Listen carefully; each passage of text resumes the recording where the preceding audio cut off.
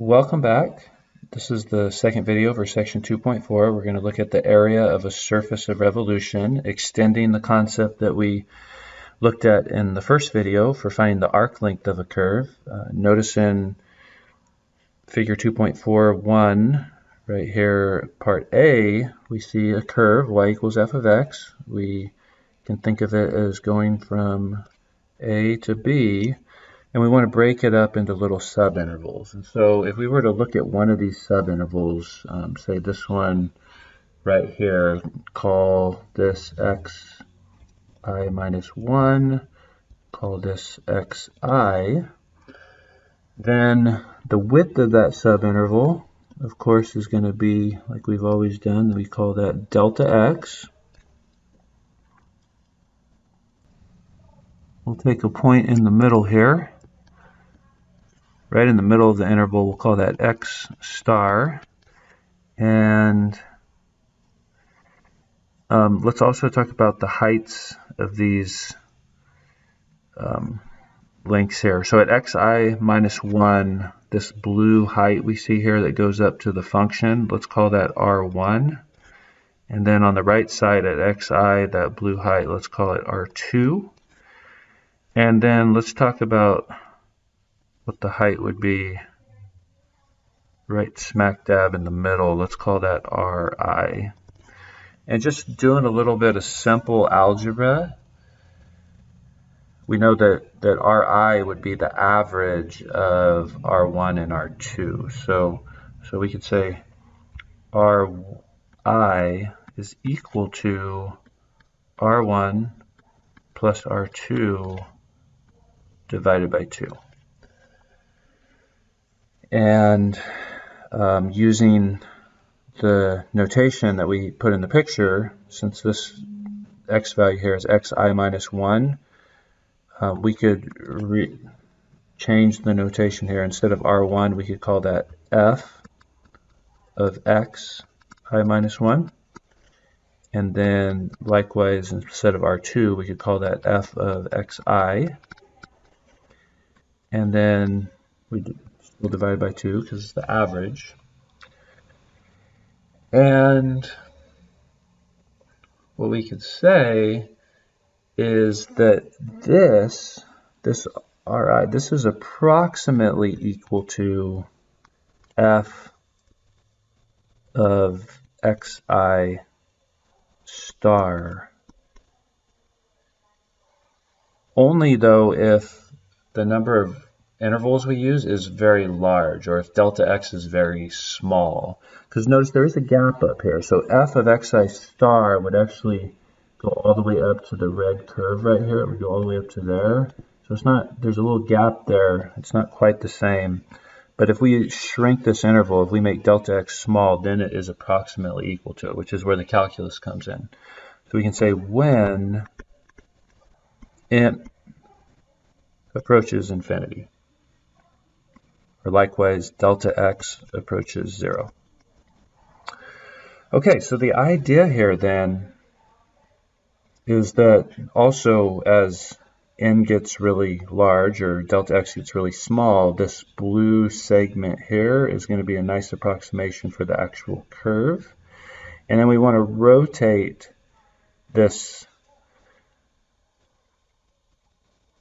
blue object around the x-axis, and we end up with this picture we see here in B, which is an approximation again, but we can think of each one of these little sections as giving you a shape like we see in figure 2.45, which, figure 2.45 calls it a representative band, which is going to be just a portion of the surface area formed by rotating the curve around the x-axis. But another name for this, sometimes this shape could be called the frustum of a cone. Okay, and so there's formulas for finding the area of something like that. In fact, using the Ri that we just calculated, we could say that the area of a frustum of a cone, so if this was the ith frustrum. We could call the area of that ith frustrum.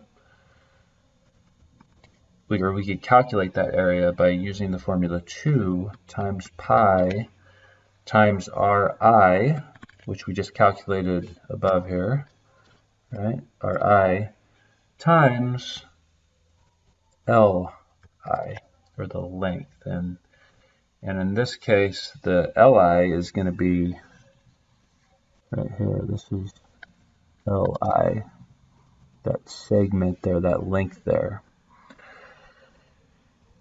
Which of course goes back to the arc length formula that we just did in the last problem, right? So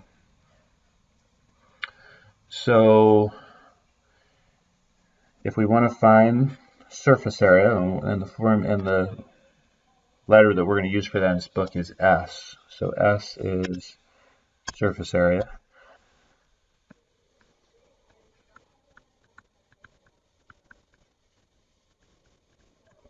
We're going to use calculus to find that, which will be involving the limit. So we're going to take the limit as n approaches infinity to make this an improved approximation, or the actual surface area. So limit as n approaches infinity of the Riemann sum, I going from 1 to n. And we're going to sum the area of those frustrums. Remember, this is the surface area of the frustrum of a cone.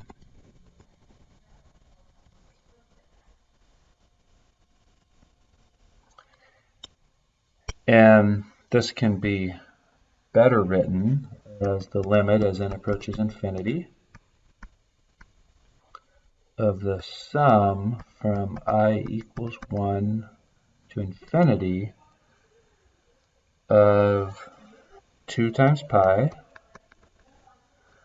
times Ri, but remember Ri right here is approximately equal to f of xi star when n approaches infinity, and that's what we're doing here. So we could rewrite this as f of xi star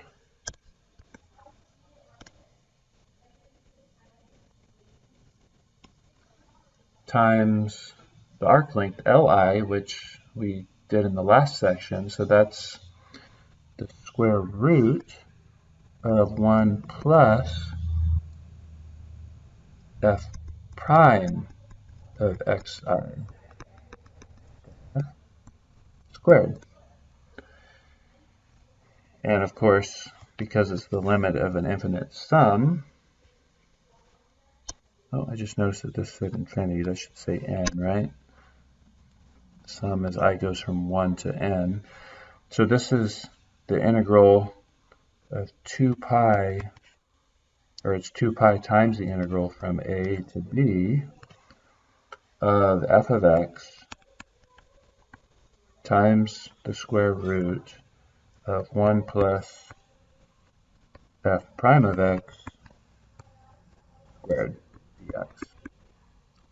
And so that's our surface area integral. And you can see that there in theorem 2.6. This is the one we're going to use when we have a function f of x revolving around the x-axis. And it can be similarly proved that when we have a function g of y and we're rotating about the y-axis, we have this other integral that we can use to calculate. So let's do an example. Example 2 from this section. It says find the surface area of the figure obtained by rotating y equals 9 minus x squared about the x-axis. X is going to go from -2 to 2. So we know that we're going to use, again, scroll back up here, we're going to use the first one because we're rotating about the x-axis, and we have the function y is a function of x. So that means that our surface area is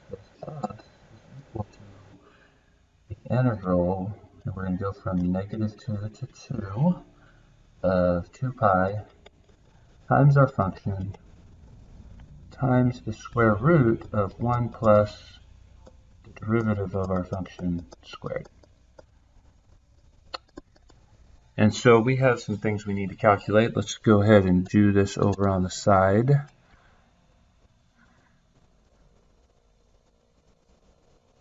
First thing we need to do is find what the derivative is. So if y is equal to square root of 9 minus x squared, easier to think of that as writing it as a power. So that's 9 minus x squared to the 1/2 power.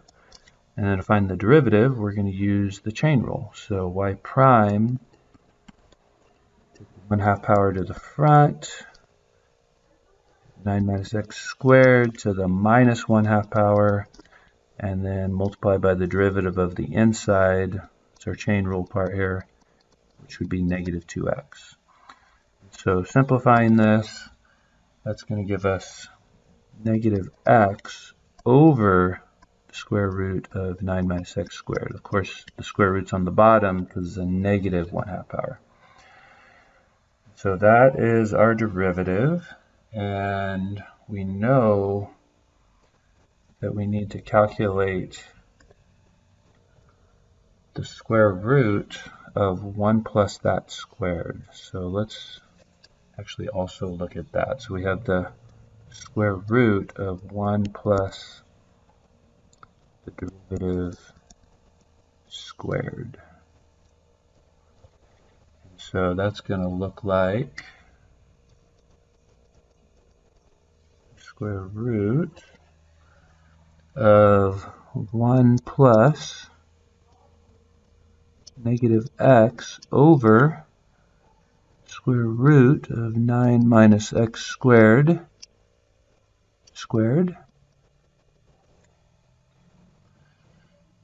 which when you square this quantity, the derivative, that's going to give us on the top, so -x squared is going to be x squared, and then when you square the square root in the denominator, it gets rid of the square root and just leaves us 9 minus x squared. And in order to simplify this, we need a common denominator, so we can rewrite the 1 as 9 minus x squared over 9 minus x squared. Because that 9 minus x squared over 9 minus x squared is 1, plus x squared over 9 minus x squared.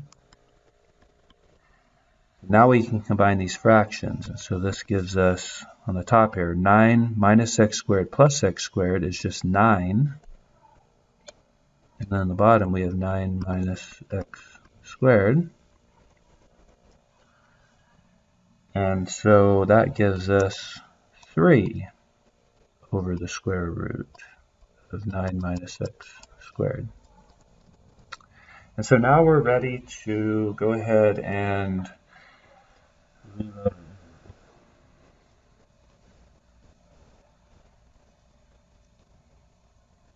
So we have it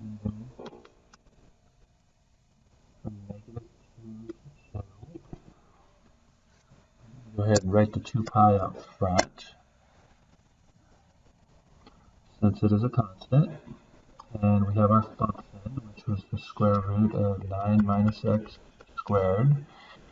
And then we have this square root part that we just simplified. So that was written, we calculated it as 3 over the square root of 9 minus x squared. And I think you're going to see something nice is going to happen here. We're going to have that ugly square root cancel out. So doing that, square roots cancel.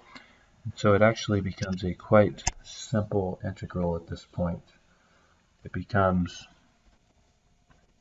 well, we have 2 pi times the 3, so that's really 6 pi times the integral from -2 to 2 of dx, which is 6 pi times x, evaluated between -2 to 2, which is going to give us 6 pi times 2 minus a negative 2, or 6 pi times 4, which is 24 pi. And remember, this is a surface area, so whatever your units are, there's no units given in this problem, but whatever they are, you're going to have units squared.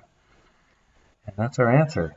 There is one more example in this section, example 3, which looks at taking and rotating about the y-axis. So I'm not going to have a video for this example, but make sure you look at the solution that I post with the notes. So, all right, thank you.